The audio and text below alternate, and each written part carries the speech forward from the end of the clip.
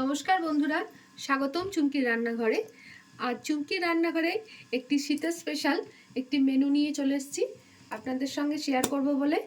তো আজকে হচ্ছে একটি চিকেনের রেসিপি। এটি শীতকালেরই প্রসিদ্ধ একটি রান্না। আমার মেয়েরা এবং আমার বর খুব পছন্দ করে এই রান্নাটি। যদিও সে ধনেপাতা খায় না, কিন্তু এই রান্নাটা একদিন খেয়ে ওর খুব ভালো লেগেছে। তো সেই আজকে আবার নিয়ে এসছে, বলছে করো তোমার স্পেশাল রান্না আজকে হোক তাহলে। তো আজকে আমি বানাতে চলেছি ধনিয়া চিকেন। এখানে আমি 1 কিলো মাংস ভালো করে ধুয়ে, চিকেন এটা আমি ভালো করে ধুয়ে পরিষ্কার করে নিয়েছি। আর এখানে আমি 5টা পেঁয়াজ খুব কুচি কুচি করে কেটে নিয়েছি। আর এখানে আমি 2টো রসুন ভালো করে ছাড়িয়ে ধুয়ে রেখেছি, 1 ইঞ্চি মতন আদা, আর 7-8টা লঙ্কা, কাঁচা লঙ্কা। এখানে 50 গ্রাম মতন ধনেপাতা আমি ধুয়ে ভালো করে পরিষ্কার করে রেখেছি। আর এখানে আমি কিছুটা গুঁড়ো মশলা ব্যবহার করছি। তো এখানে আমি 1 চামচ জিরে গুঁড়ো, 1 চামচ ধনে গুঁড়ো, কিছুটা গোলমরিচ, 1/2 চামচ মতন কাশ্মীরি লঙ্কা, আর হলুদ গুঁড়ো। গোলমরিচটা শীতকালে যে কোনো মাংসতে দিলে তার টেস্টটা কিন্তু বহুগুণে বেড়ে যায়। তো সেই জন্য আমি কিন্তু একটু গোলমরিচটা মাংসতে ব্যবহার করি। তো আপনারা না পছন্দ করলে স্কিপ করতে পারেন। তো এই মশলাগুলো আমি এই মাংসতে দিয়ে দেব। আর একটি মিক্সিং জার নিয়ে নিয়েছি।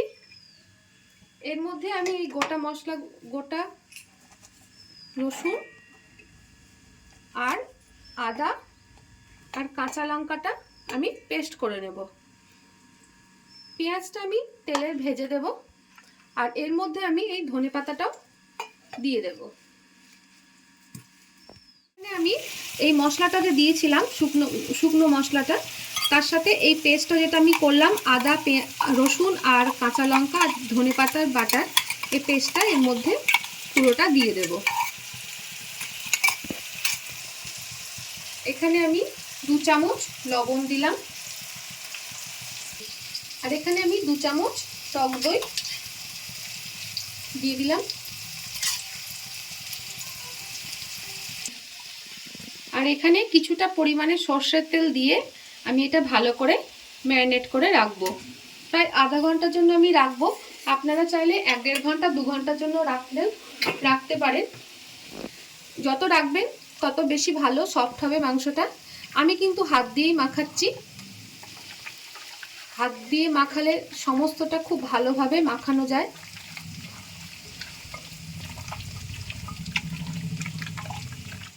এইভাবে মাংসটা আমি এটা ম্যারিনেট করে আধা ঘন্টার জন্য এটা আমি রেখে দেব। এখানে আমি কড়াইয়ে তেল গরম করতে দিয়েছি, তেলটা গরম হয়ে গিয়েছে। এবার এই গরমে আমি একটু গোটা গরম মশলা ফোড়ন দিচ্ছি, 2টো এলাচ, 1 টুকরো দারচিনি, আর 2টো লবঙ্গ, আর 2টো শুকনো লঙ্কা আমি এটা ফোড়নে দিলাম। এখানে কেটে রাখা পেঁয়াজগুলো আমি এবার তেলে দিয়ে দিলাম।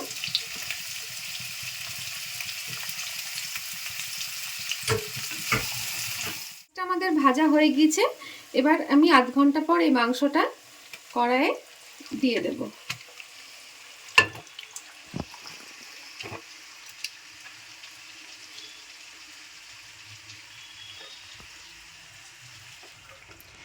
সমস্ত মাংসটা আমি এবার কড়াইয়ে ফেলে দিয়েছি। এবার আমি এটা ভালো করে নাড়িয়ে ঢাকা দিয়ে দিয়ে লো হিট করে এটাকে ভালো করে কষিয়ে নেব। এমন কিছুই লাগে না, খুব সাধারণ একটি রান্না, কিন্তু খেতে অসাধারণ লাগে।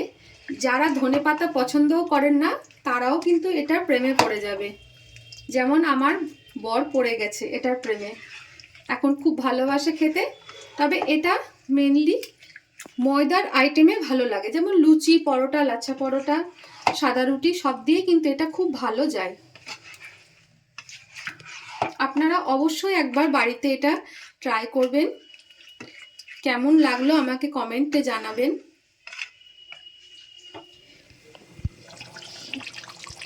কিছুটা কষানোর পর, প্রায় 10 মিনিট পর, দেখতেই পাচ্ছেন বন্ধুরা কত সুন্দর তেল বেরিয়ে এসছে।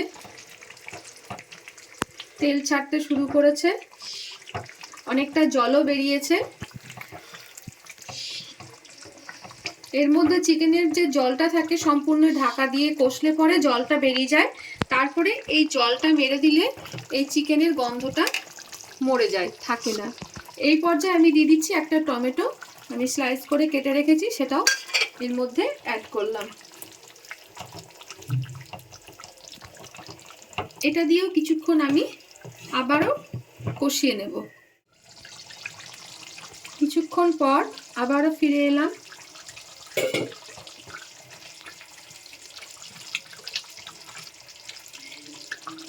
80% মাংস প্রায় হয়ে গেছে।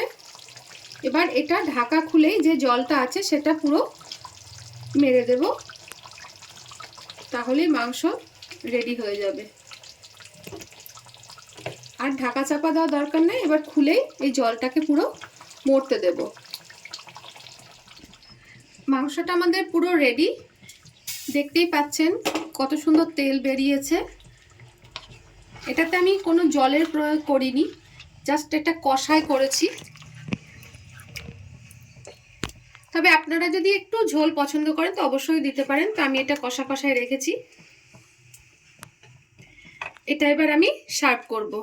তো রেডি আমাদের ধনিয়া চিকেন। তো বন্ধুরা দেখে নিলে আমার এই রেসিপিটি আজকে, তোমরা অবশ্যই এই রেসিপিটি একবার ট্রাই করো, করে আমাকে জানিও কেমন হয়েছে। কমেন্ট বক্সে অবশ্যই কিন্তু তোমরা কমেন্ট করো যে কেমন হলো, তাহলে আমি আবার নতুন নতুন ভিডিও আপলোড করব। তোমাদের এই ভালো লাগার জন্যই কিন্তু আমি এগিয়ে যেতে পারবো। আর ভালো লাগলে অবশ্যই শেয়ার করো, তাহলে বন্ধু বান্ধবের কাছে এই ভিডিওটি খুব সহজেই পৌঁছে যাবে। আর বেল আইকনটি পাশে অবশ্যই প্রেস করো, তাহলে নতুন নতুন নোটিফিকেশানগুলো সবার আগে পৌঁছে যাবে তোমাদের কাছে। তো নমস্কার, দেখা হচ্ছে আবার একটি পরের ভিডিওতে।